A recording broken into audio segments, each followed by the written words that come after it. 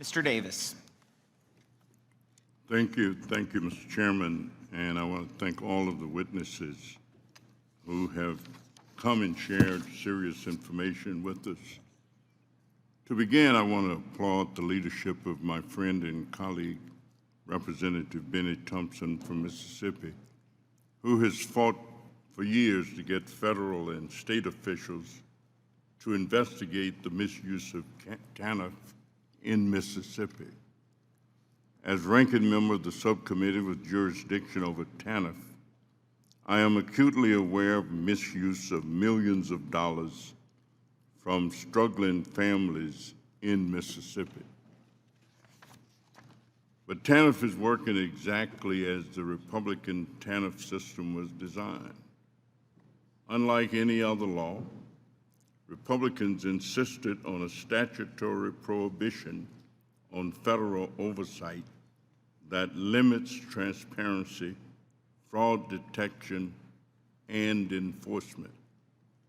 When Mr. Dortch and other Mississippi advocates asked this subcommittee for help years ago to get the Trump administration to investigate Mississippi's TANF use, we had to direct them to state officials due to this prohibition on enforcement.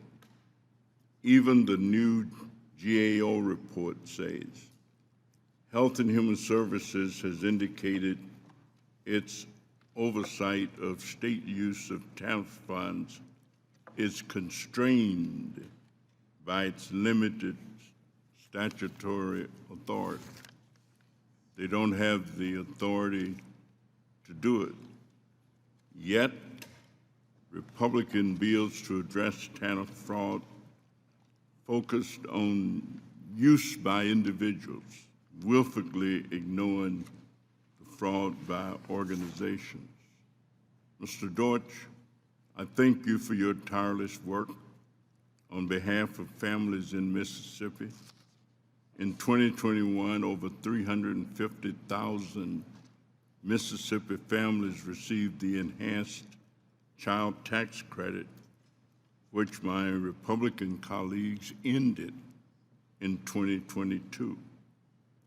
Yet only about 2,000 families received cash assistance from Mississippi's TANF program, with the paltry sum of about $170 in cash a month for a typical family.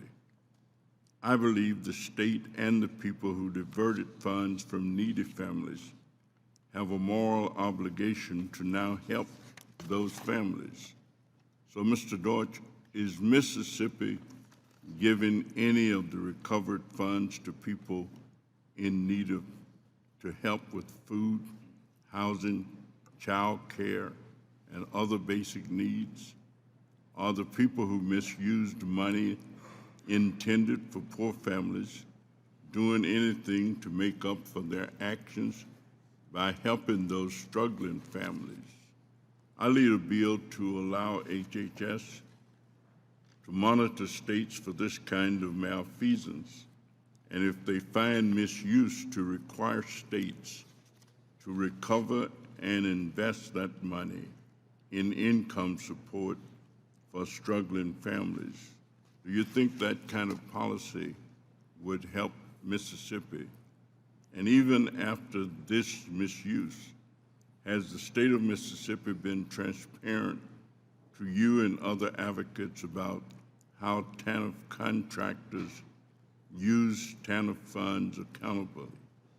Mr. Chairman, I also ask unanimous consent to submit additional materials from Representative Benny Thompson to the record. Without objection. Thank you. Mr. Dortch, would you respond? Sure. The easy answer is no. The state hasn't made any policy changes. We still fail to reach the vast majority of families in need. We haven't put more money towards assisting folks or making sure that money gets to people that need it. Our state director of our TANF program actually said that it's hard for people to access my program, and he's the state director. So he knows the state has constructed so many different rules and so many different hoops that it's impossible for families to be able to access this program. And also, when they try to access this program, if they make a mistake, they could lose their SNAP benefits or other benefits. We have intentionally made it too complicated, and it's so complicated that people cannot get the benefits. And the thing is, we know what people need. We just got to trust them. I know that that's not going to be, always the case that people do the right thing, but I think the vast majority of Mississippians that are in need are good people that need some extra cash, that need help with transportation, that need childcare. Those are things that we should be able to easily supply folks.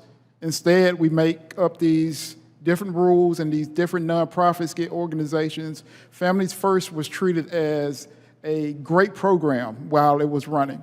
The governor bragged about it. He had awards about it. We said we're changing how Mississippi looks at poverty. We're going to change generational poverty in Mississippi. They weren't doing anything, and we were spending $50 million on it.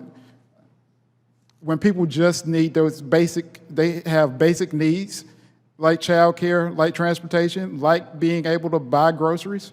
One other thing, Mississippi makes folks do job searches before they can get TANF.